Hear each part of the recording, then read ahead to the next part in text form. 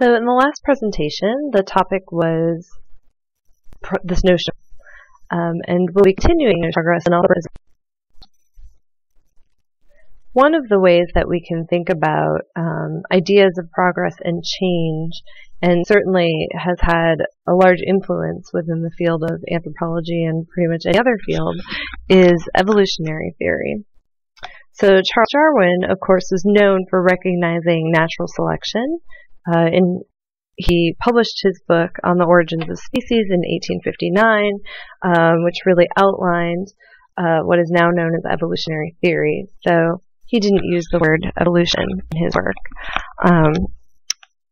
And his ideas are often misunderstood in a number of different ways. Natural selection actually doesn't involve a concept of progress.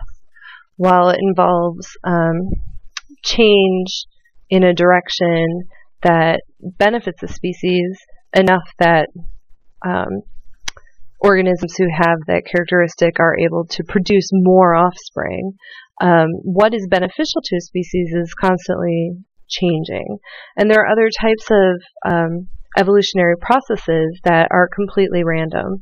Not only that, but natural selection actually acts on random variation to begin with. So Darwin didn't build into his idea any concept of progress. Instead, he was looking at the world as always undergoing change. And he was interested in how those processes of change can lead to a new species. So that was really the question he's asking, not the origin of life or the origin of humans, but the origin of a new species. How does a new species come to be? And others have picked up his work and misinterpreted it and connected this idea of progress to it. Selection seems to imply this idea that there's something doing the selecting, and there's some kind of goal in mind behind that selection. But that's not at all the type of process Darwin proposed.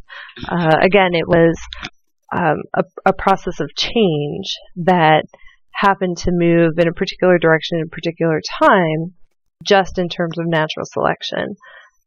However, it's not an overall progress necessarily. As I said, many people misconstrued this and continue to misconstrue parts of his theory. Armchair scholars in the 1800s were scholars who would interpret a lot of information that was collected around the world by others. So you had quite a few anthropologists who never or rarely went out and did fieldwork themselves, but instead analyzed information about cultures all over the world that had been documented. So we call them armchair scholars.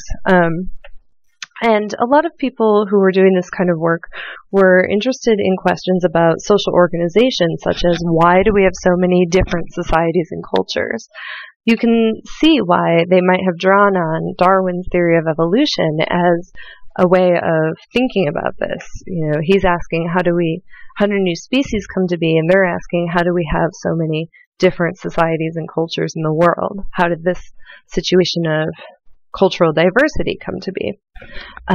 But the time was a very imperialist and colonialist time that these scholars were doing these works. So it comes from that kind of perspective. To them, it seemed really obvious that the other groups in the world, other cultural groups, were not as highly evolved as Western Europeans. And today we can see that as very ethnocentric and racist, which we'll be talking about in a few minutes. But that was part of the history of where they were coming from when these kinds of ideas were being circulated.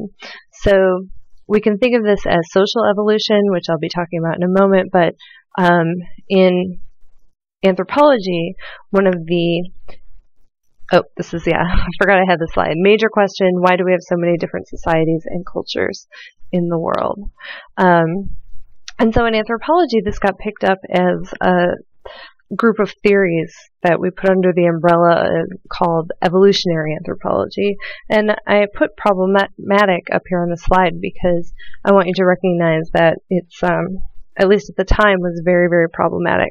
Now when we talk about evolutionary anthropology, it would be more likely related to a biological study that involves evolutionary theory that Darwin proposed. But this brand of evolutionary anthropology was a set of theories that took those ideas about evolution, that misunderstood them, and then tried to apply them to societies and social change. So it's a set of theories that mapped progress onto history. Every society was mapped onto a timeline of cultural evolution. And as I mentioned before, the ethnocentrism in here is so blatant that modern-day European society was understood to be the epitome of evolution. So that's the top of the hierarchy. And the evolutionary line moves from the most primitive to the most civilized. And again, the creators of this idea thought their culture was, of course, the most civilized.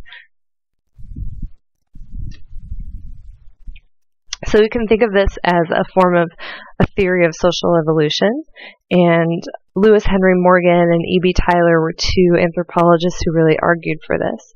And just to give an example, they were doing things like creating categories with a list of traits defining each category.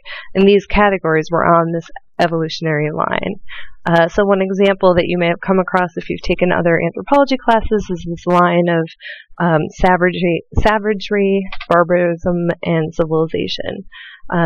There's another format thinking of bands, tribes, chiefdoms, and states. And the idea is that every culture moves from one stage to the next stage to the next stage, some of them more quickly than others.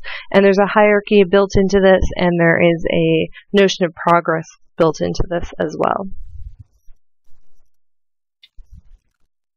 There are so many problems built into these theories that it's hard to even know where to start in talking about those theories. First of all, the typologies are obviously ethnocentric because the more different societies are from the people creating these theories in Euro-Western cultures, the lower they were placed on the scale. And it's also completely racist. So it involved not only the idea that people were different, but they were different in a way that was seen as inferior. And that can't be separated out from the typology in any way.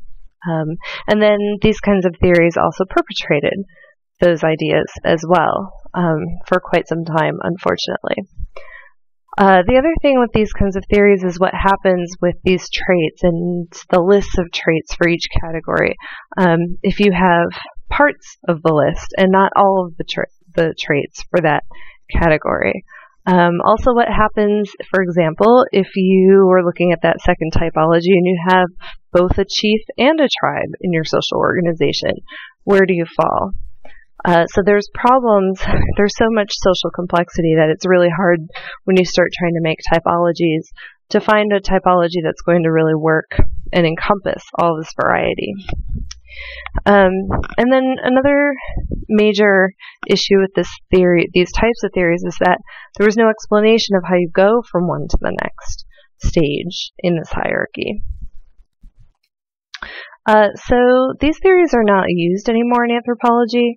At social evolution, in fact, anthropologists would very quickly critique any of these old social evolution ideas that might be built into the way anybody talks about change or difference around the globe. But they have been an influential part of the history of the discipline. And they are a notion of change and progress that we have to recognize was part of anthropological theory for a time as well. There is one takeaway point from this era of anthropological theory. Morgan and Tylor came up with the idea of the psychic unity of mankind, which it's not exactly what it sounds like. It's the idea that all human beings share the same mental capacities. And this was actually, surprisingly to us today, a very radical idea. of the time. Previously, it had been thought that people placed on the less evolved end of the type of evolutionary anthropology typologies were simply closer to nature or more like animals than humans. And that was what was used to explain difference. Tyler and Morgan took a different approach. They started to make the argument that it was the natural resources in the environment that caused differences in societies, not a different kind of biological evolution that made groups of people more like nature, more closer to animals than to a spiritual god or something like that. And so when Morgan and Tyler started to talk about environment and natural resources as causing differences in societies, and they were understanding that all humans have the same mental capacities. They're not different species of animal like we see all around us. Then that really helped us out to open the door in the field for thinking about the difference in a different way.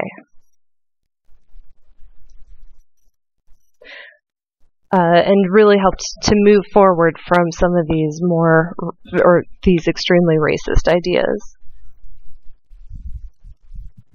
Darwin actually, when we're thinking about the influence of evolutionary theory on anthropology, Darwin actually later said that he regretted using the term selection because that seems to imply movement towards something. And as I described before, that's not the process he was trying to describe.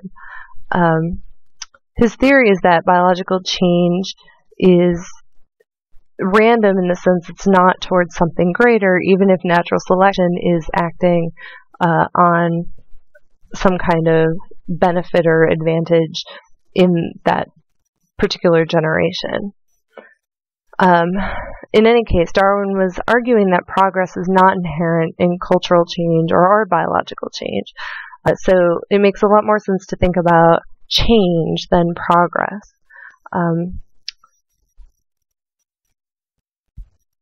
So when we start to think about what came next, Tyler and Morgan, with their psychic unity of mankind, really helped to open the door for thinking about access to natural resources as change, as the cause of change. But it usually is presented as a single cause of change. So we have to complicate that picture a bit. Think again about what we mean when we talk about change.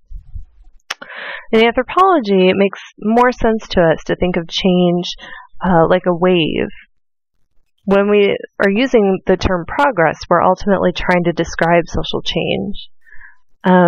If we want to understand that change doesn't occur into something better necessarily, then a wave is a kind of metaphor that helps us think about what we mean. Change is more like a wave because you have lots of particles in motion that come together in a general movement, but each particle is still moving in its own way. And it's not precise or exact, and there's an ebb and flow. It doesn't just only go in one direction constantly, always.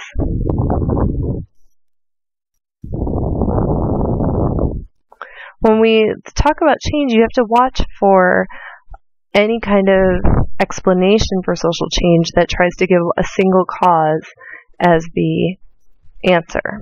Actually, our textbook, I think, goes a bit too far in this direction.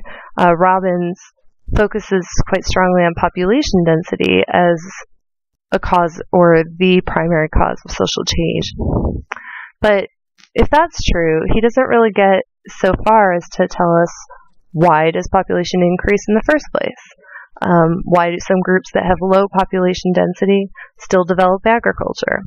We need a more complex explanation. And Darwin, of course, is one way that we could actually draw on. Think about random change, everything being random change ultimately. But we tend to be pretty uncomfortable with this.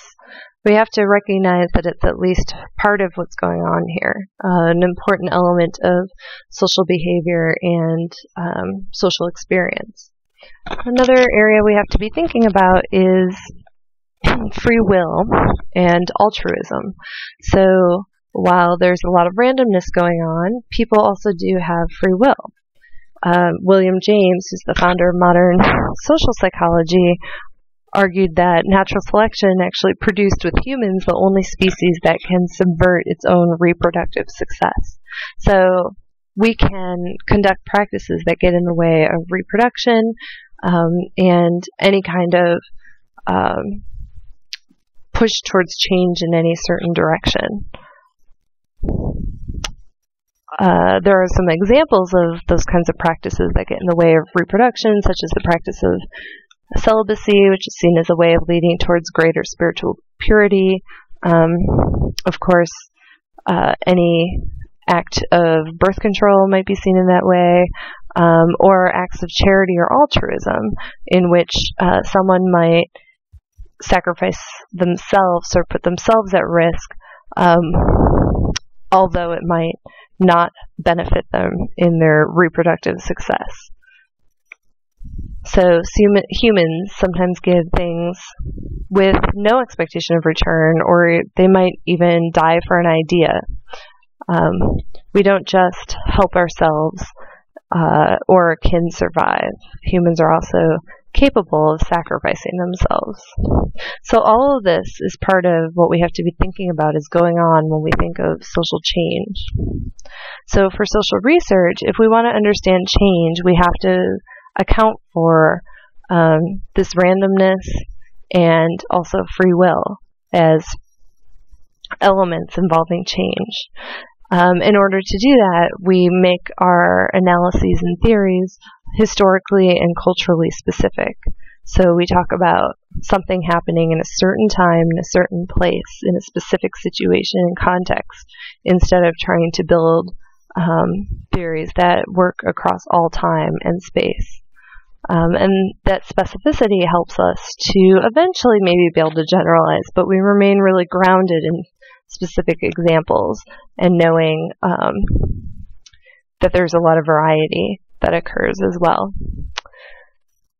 As anthropologists, we have to recognize that societies change in a haphazard way, and we need to know everything about the specific cultural context in order to really understand those changes. Each situation is going to be different. So that kind of wraps up this idea about social change and progress. So we don't use this concept of progress to try to talk about change in anthropology because of this haphazardness that we know is part of any kind of change that we're seeing. And as I was talking about before, there's unintended consequences as well that we have to consider. So instead, we use the idea of change and thinking of change like a wave. We'll be building on that in the future as well. So an example that helps us think more about ideas of notions of progress and what that might mean when we're trying to study culture and cultural change is the topic of medical anthropology. So medical anthropology is discussed in our book, and it's an important subfield of cultural anthropology, looking at how illness and health conditions affect populations and how illness is culturally constructed and treated. So multiple elements being looked at here. When one of the kinds of examples people usually think of to talk about progress is to talk about Western medicine. The conventional Western perspective trains doctors that the body's a machine and parts break, and you go in and fix those parts. However, in other parts of the world, people attribute a more social aspect to illness. It's often hard for Westerners to understand the social aspect because it goes against the conventional understanding of illness. However, many of the students in our class are probably familiar with this. Robbins introduces the interpersonal theory of disease to describe understandings of illness that are situated in some kind of social unrest or social some sort of social issue or problem in some way, instead of biologically based on a machine with a part that has broken. So we have to keep that in mind, that there's these different meanings. And when we start to think about Western medical technologies and biomedicine, people usually associate that with progress, but we have to start to see that there's culturally constructed ideas about illness built into this as well.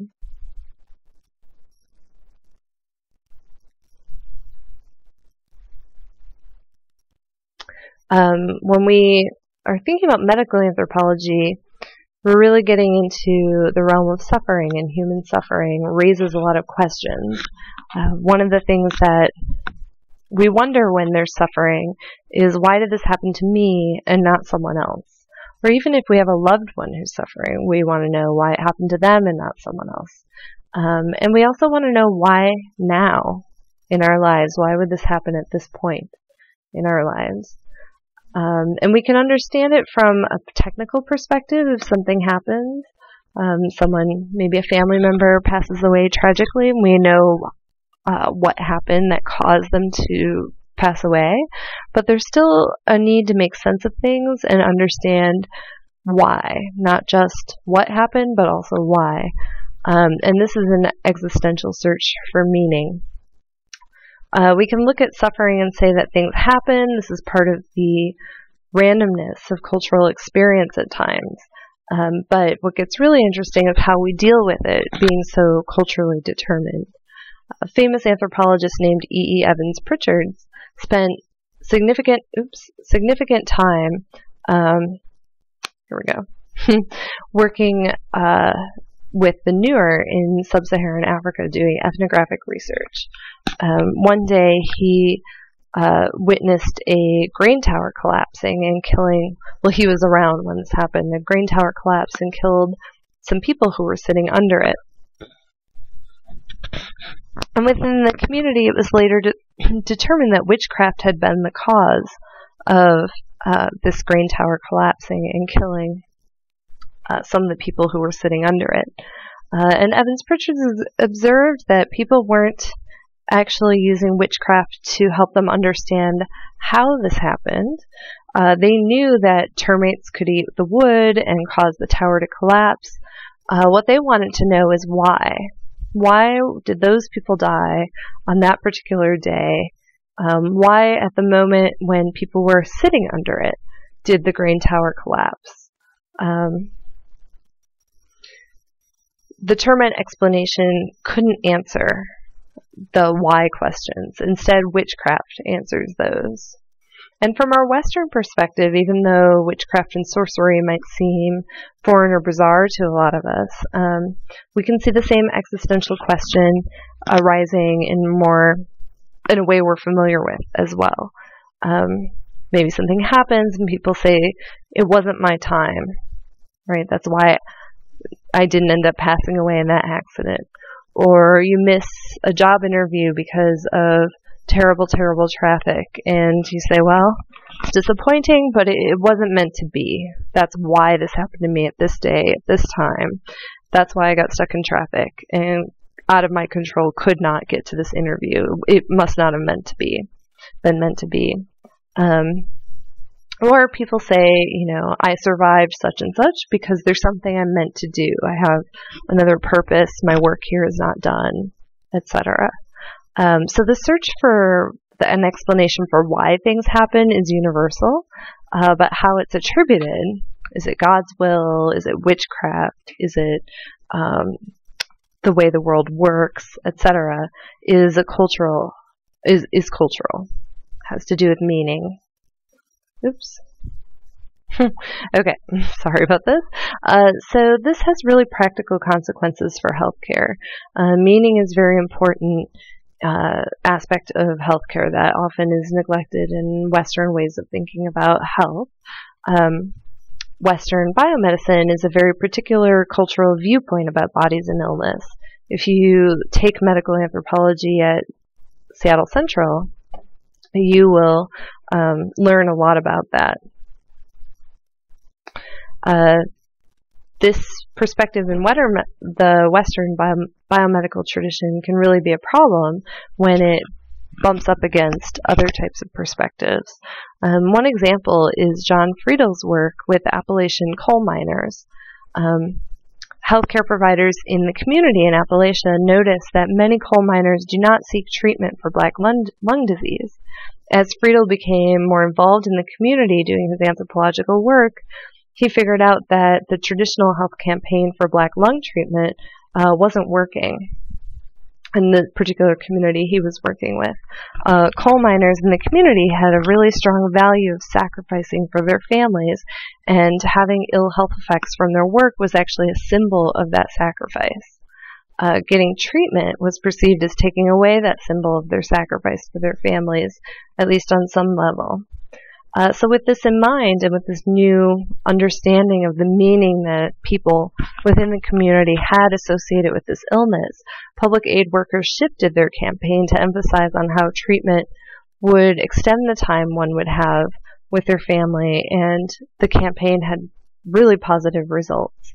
So they were able to see that this meaning of focused on family and doing what you can for your family was really what was underlying this behavior, and they were able to shift their campaign to emphasize that perspective because it resonated with the meaning that people had in their own lives.